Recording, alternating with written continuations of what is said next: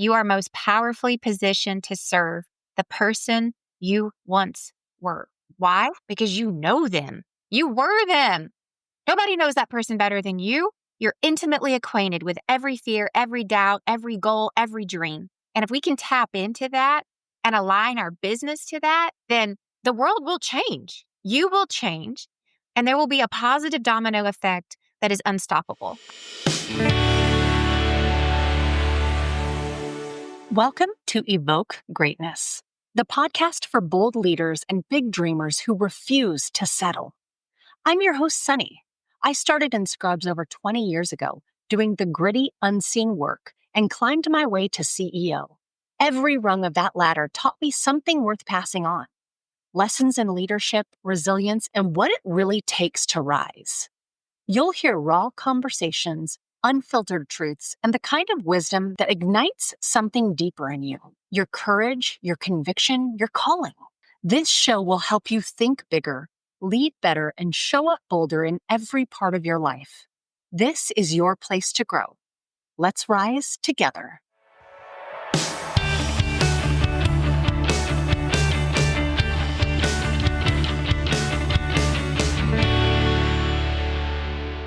Welcome back to part 2 of Wealthy, Well-Known, and Wildly Intentional with my guest, AJ Vaden.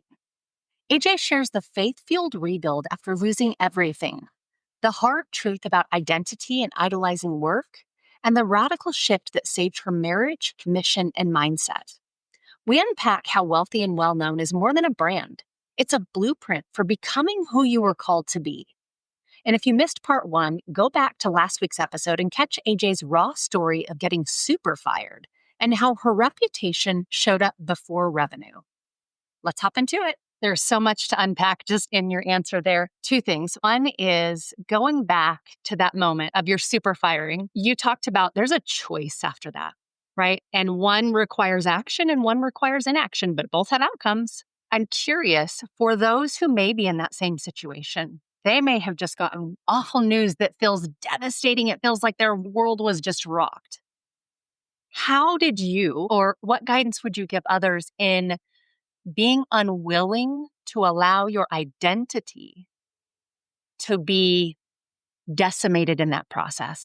Now, I wish I had some profound words that would make anyone who's listening feel so much better if you're going through a transition state like that. And here's what I would tell you. What I found in all of that, and it wasn't an overnight fix, and I am sorry to tell you, it probably won't be an overnight fix for you either.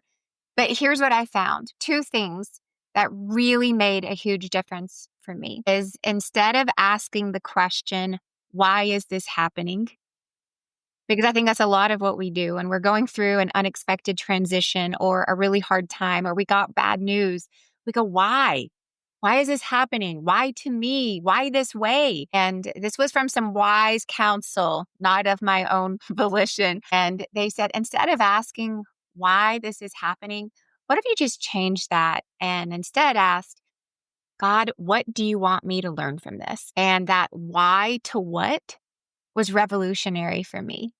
It went from a self-loathing, self-pity, woe is me, look what's happening to me, to a look what's happening for me. And I do believe some things happen to us, but I think we often confuse what happens to us instead of what happens for us.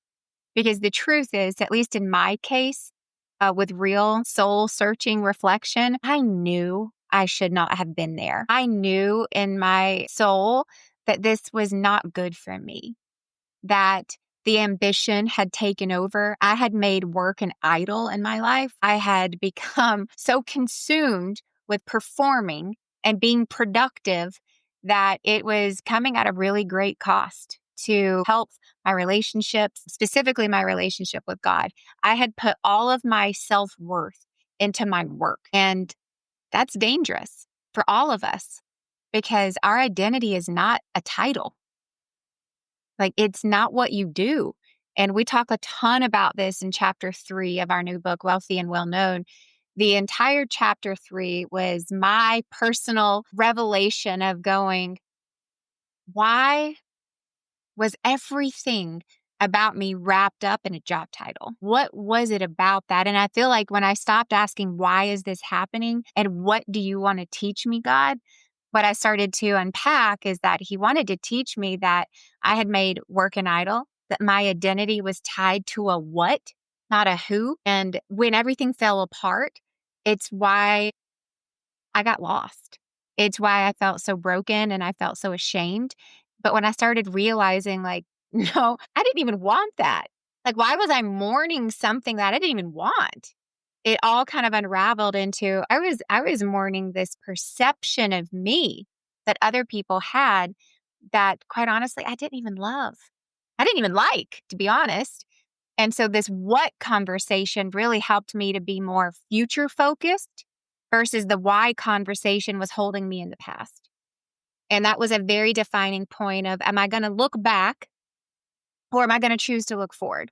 Because what is done. And I can rather learn from it and I can be better, or I can not learn from it and be stuck exactly where I was. And it was really that conversation of not asking, why is this happening? But what can I learn from it? And a transition of looking backwards to instead looking forward. I think so many people who listen to this podcast can relate. I'm sure they almost just had a visceral reaction as you kind of explained how you first felt about it, because I think that's the real raw element is, and I think the permission of it's okay. It's okay to honor what you're feeling in that moment, but not get stuck there. Hmm. And so my mom, in all of her wise counsel, has always told me when hard things like that happen, sometimes God has to step in and make a decision that maybe you should have made prior to. And I thought, oh, yes, you're right. You're right. So yeah, It's so it's so true. true. It is so true. And that has been, I've had that happen many a times where I'm like, you know what? If I look back now, I can see where I should have maybe taken a different turn. And so, hindsight's always 2020. But the other piece that I wanted to share, that there were two things, is when you talk about reputation, this really is like a kind of a full circle moment for me. Started listening to podcasts and kind of getting into personal development 12 years ago now. And so prior to that, my outlook on life was very different, very much fixed mindset. Like my circumstances really kind of are what they are. I don't know that I have a whole lot of control over it. And the very first podcast I ever listened to, couldn't tell you whose podcast it was. I couldn't tell you who the other person was, but it was Rory. It was this whole new world of like the way that he was speaking just lit something up inside of me. And on that Mm. podcast, he ended up talking about Lewis Howes. And so I would proceed to dive deep into Lewis Howes' podcast. And it opened up this world of personal development for me. And I tell you, literally 12 years ago, there was a line of demarcation in my life. And that was as a result of your husband and something that he was sharing on a podcast that spoke to something inside of me that was so hungry for this element of growth, but I didn't really even know what that meant. And so when you talk about reputation, and then I look back in the last 12 years, and do I know that I would have taken a right turn or a left turn if that wouldn't have happened? I don't know. But what I do know is I leaned so hard into personal development and widening the lens in which I view the world as a direct result of that one thing that I heard. And then I would obviously, over the course of the last 12 years, learn a whole lot more about you, about Rory, about Lewis. It's why I'm here hosting a podcast. And That's I think amazing. sometimes when we lean into not just being so closed off to everything, part of that to me speaks a little bit to obedience, right? I think God creates us for magnificent things in life. And oftentimes we get in the way and we want to temper that, and we don't want to do those scary things, or we don't want to get uncomfortable. And I got to a point where I'm like, I'm just going to throw myself into uncomfortability. And so I think through obedience, as I look back the course of the last 12 years, like, wow, a whole new world has opened up for me. I have opportunities today to sit with you and talk through your new book and be able to share these things with you. So it's really kind of that full circle moment that I felt was important to share. I had no idea. That's the best thing I have heard all week. That is amazing. Yes, I always think it's important to go back to those moments where life feels like it changed a little bit, and give credit to where those things that led to to some remarkable new ways of life and new ways of being. So I wanted to share that with you. But I think about how you and Rory, you built a life, a business, book. What's in your relationship? What's a dynamic that you guys had to renegotiate to make sure that you protected both your marriage and your mission? Yeah, I love that question because it's. I think a lot of people struggle with it, even if they don't work together in business. We live in a very connected world that can make us really disconnected from each other. And so when everything happened back in 2018 and I was fired and Rory resigned and we were in this, let's just call it chaos. It was chaos. Brand Builders Group, our company was formed in the midst of a crisis. And when people ask, like, why did you start Brand Builders Group? We're like, we didn't. God did. I don't know why he chose us. We were just obedient enough to say, if you say so, we'll do it. And one of the things that happened in that very unique season of it was all burnt down. I tell people it was our Cortez moment. It was our burn the boats moment. God knew he had to burn it to the ground so that we wouldn't go back. But in the midst of all of that, it gave us a really beautiful perspective of, well, there's no going back. It's all gone, all of it. So how do we want to rebuild it? How do we want to do it different? What worked? What didn't? What did we like? What didn't we like? What would we want to emulate some ways? What would we never do again if we had the chance?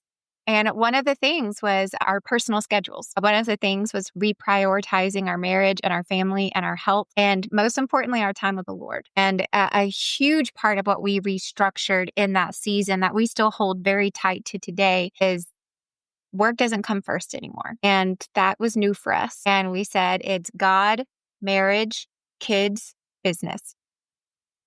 And we're very much believers. A happy marriage equals a happy family.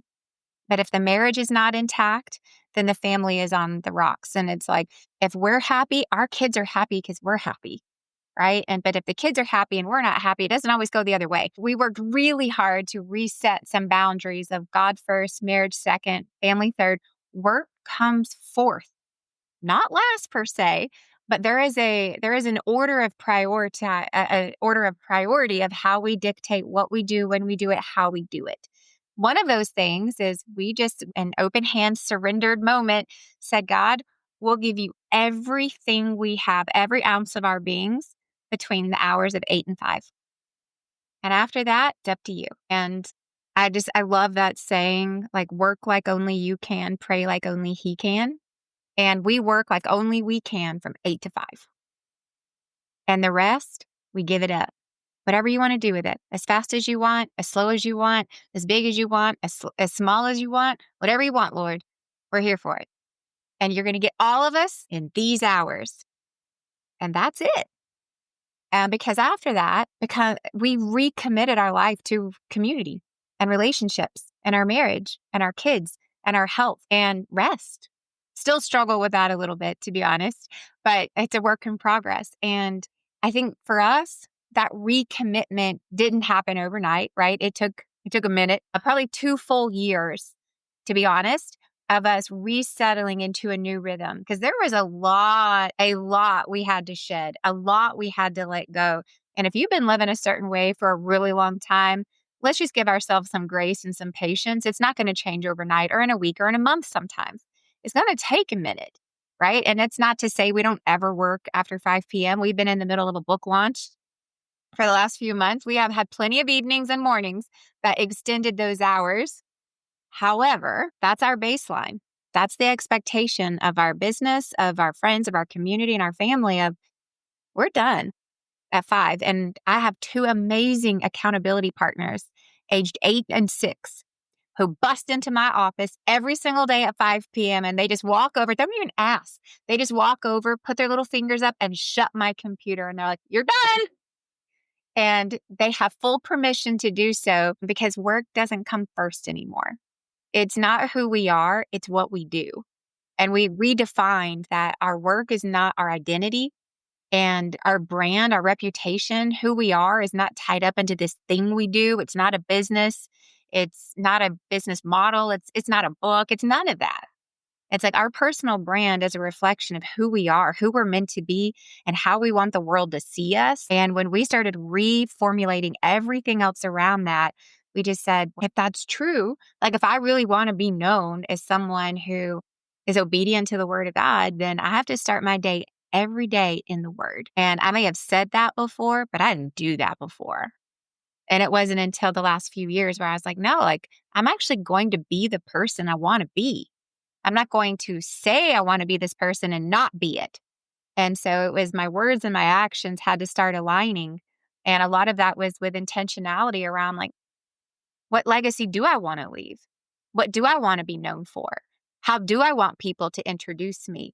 And that even was within our marriage. It's like, how do I want to show up for my husband and my kids and our team and my friends?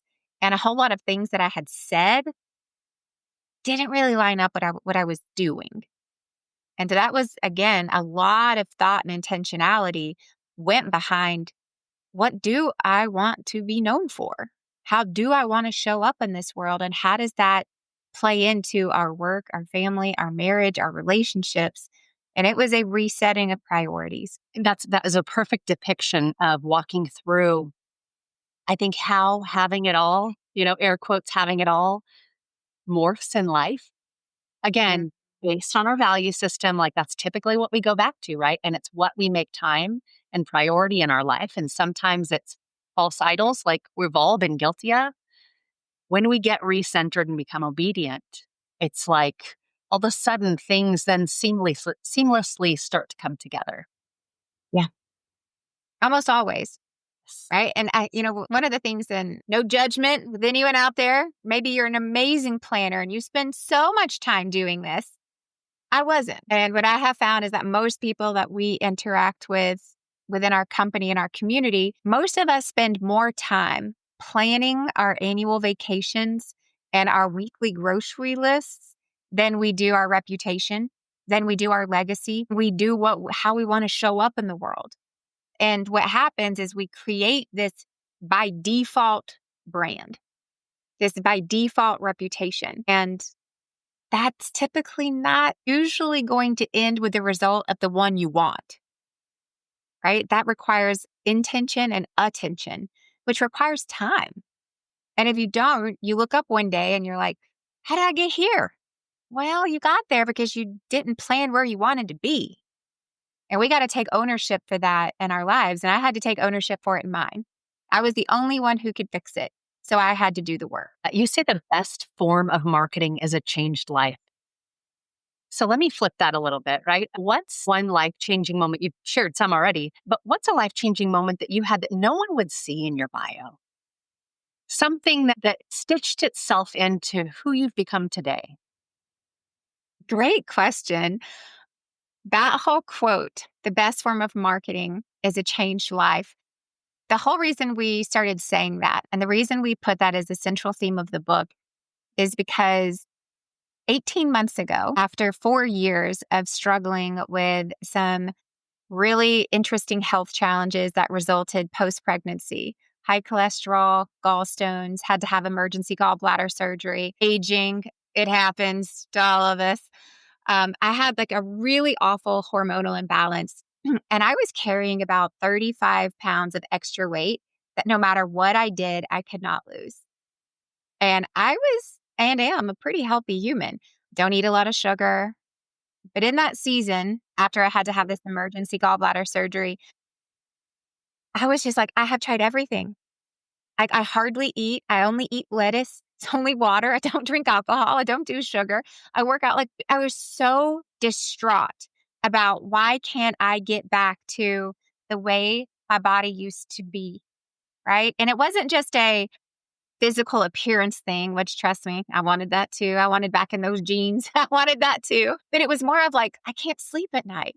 I wake up every night 2 or 3 times, chronic insomnia. Like I don't feel good. I'm always tired in the middle of the day. I have this chronic fatigue. Like, why? What do I have to do to fix this? And then I was introduced to a gentleman named Dr. Cody Goldman. And at this point, I had tried every other fad diet, health regime, nutrient plan, supplement plan on the planet. And I'm like, what do I have to lose?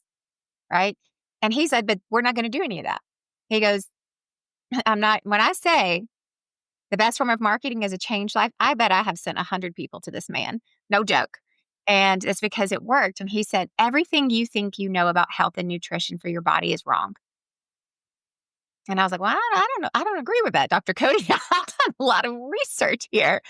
And he was like, I'm telling you right now, from the conversation we just had in 30 minutes, and if you give me 40 days, 6 weeks, I'll change your life.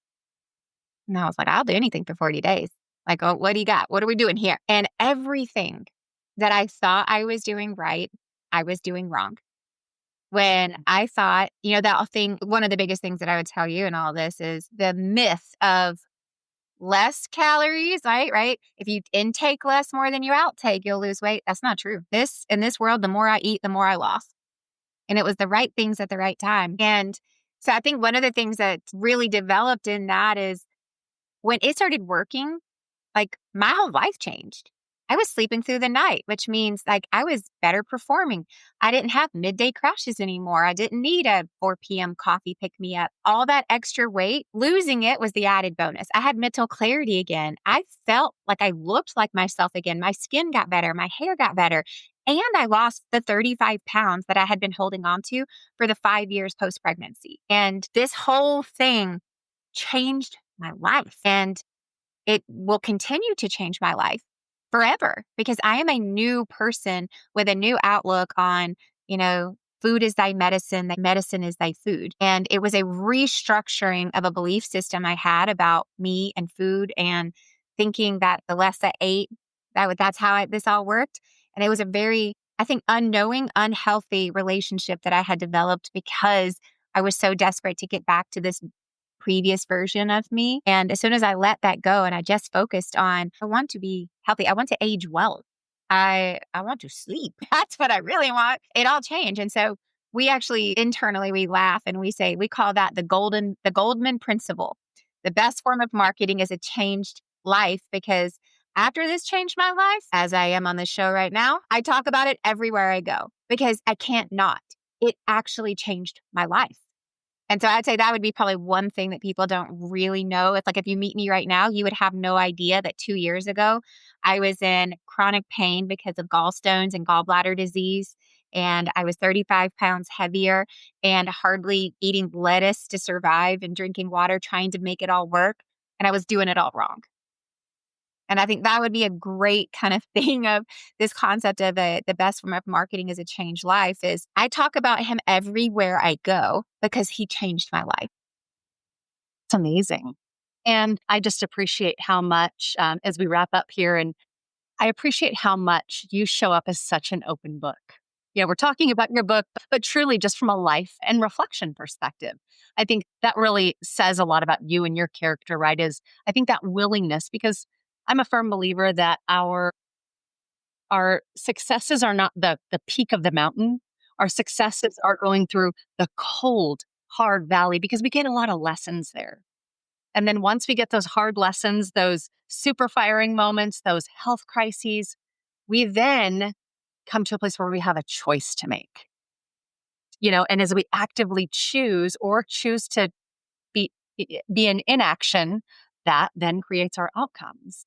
So I appreciate how just of an open book and transparent that you show up. I know that people can relate so much to all that you're sharing. I appreciate that. And one of the things I will tell you is what I believe is that real relationships are found in the struggle. And I just know from personal experience, there's never been a time on a podcast or on a stage or at an event where I talked about all of my accolades and all of the successes I've had and all of the awards I won. When someone came up to me and said, wow, can you tell me more? Right? Can you talk more about all the success you've had? That just doesn't happen. It just doesn't. But every single time I'm willing to share the hard parts, every time. Now, there was a lot of years where I had a hard time saying the words, I got fired. I had a really hard time. I would say, well, we left, right? It's like, no, I got fired. The moment I could just be honest with the realness of what happened, people came out of the woodworks of going, I can't believe you shared that today. That is my story. And when I started talking about this aging and can't lose this weight and I'm trying all the things, the amount of people who approach me off to this side and they're like, "Can you please give me his number? That is me. I feel like something's wrong with me. Can you help?" And I'm like, "I can't help you, but he can." Right. And it's like every single time that I share the hard part, there is a real connection made. I cannot tell you one time ever in my life by sharing a mountaintop moment that a real connection was made. But every time I share a valley moment, something magical happens. And it's because people connect in the struggle. They need to know they're not alone. And that is where real relationships are founded. And they feel, maybe for the first time in a really long time, they feel seen, they feel heard. Not alone. And what a gift. What a gift to just share our trials. Well, one more question. We'll wrap up. I want to know, when someone reads Wealthy and Well Known, what do you hope they believe about themselves at the end of the book that maybe they didn't believe before they opened it up? My gosh. Such a great question. We put an entire epilogue in the very end, kind of answering this. And I think there's three parts to this book that a lot of people don't realize because the title is Wealthy and Well Known. Build your personal brand and turn your reputation into revenue. So on the very general outside, right? On the cover, it looks like a pretty tactical business book around personal branding, revenue, and business.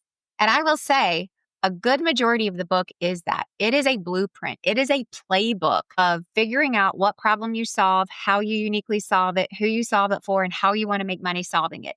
We talk about online presence, offline presence. We talk about personal brand strategy. It is a blueprint. So don't get me wrong. It is very oriented. However, there is also a huge component of it that is part memoir and part inspiration because we believe that people remember the stories and that stories connect people, and that if you're not inspired, you will never act. And so here's what I would say. If somebody finished the book, what would make me know that this was a book well written, a job well done, and to make me feel like this is why we spent 7 years doing this would be very simply stated and kind of how we started the interview is to know that you were made for a divine purpose and for a very specific person. And I think that's really two separate things that are connected is that you have purpose.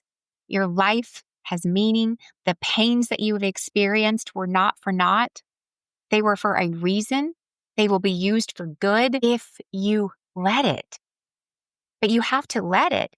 And part of letting it means you share it, that you embrace like this thing happened, and sharing it is helping other people know that it's okay to feel these things and it's okay to have gone through these things and that you're not alone, but also to give them a way out, right? It's to give them a way out. And that's the person part.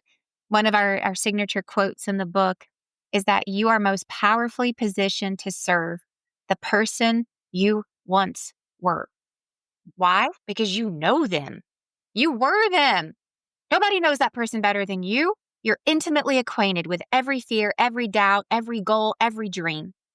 And if we can tap into that and align our business to that, then the world will change. You will change. Your community will change. And there will be a positive domino effect that is unstoppable. I believe that to be true. I am seeing that out being lived out right now in my life. And I know that if it can happen for us, it can happen for you. But you have to embrace the hard parts. You have to know that they were for a purpose and for a person, and that you're uniquely designed and called to reach and serve a very specific person. And it's the person that you once were. And that is how you find your purpose. We don't even need to say any more. That just like so beautifully wrapped it up. And we're going to put everything in the show notes, but where can people find and follow you? Share the book website. We want to make sure that people go grab a copy.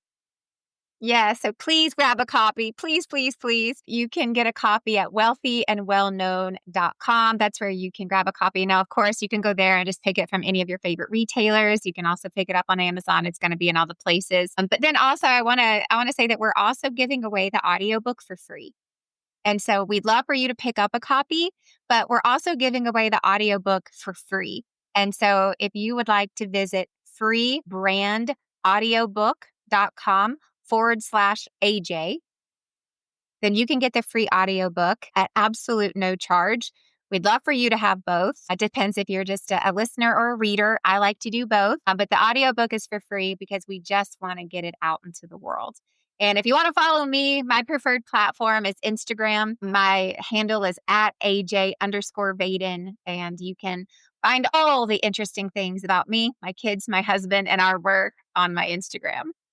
So, well, I can't wait to get the book. I'm a physical copy book. Like I love to be able to listen maybe when I'm hiking, but I want to underline and mark it up. And, I love to get into a book like that. So I can't wait for it. AJ, thank you so much for your time and just your openness in sharing all the lessons and stories that people can so much connect to their own experience. And you've made people feel seen and you've made people feel like they're not alone. And I don't think they'll forget that. Well, thank you. And thank you for being such a wonderful and gracious host. This was my pleasure today.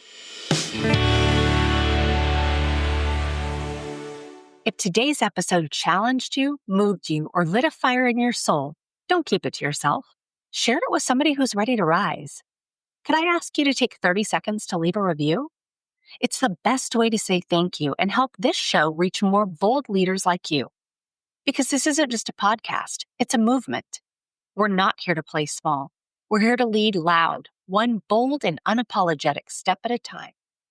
Until next time, stay bold, stay grounded, and make moves that make mediocre uncomfortable.